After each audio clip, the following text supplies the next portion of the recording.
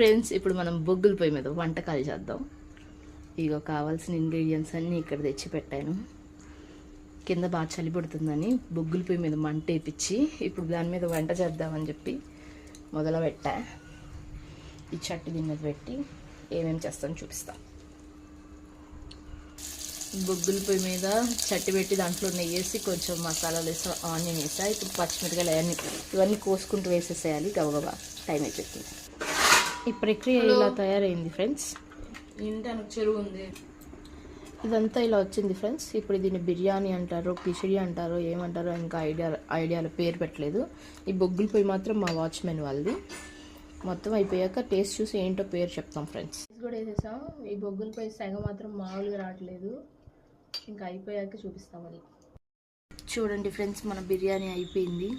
ఇంకా పొయ్యి మీద నుంచి దింపేసా. పక్కన పెడితే సెక్క మగ్గిద్దులే అని. దానివల్ల నాకు కొత్త టాప్ పెద్ద చిల్లు పడింది ఫ్రెండ్స్. Thanks for watching.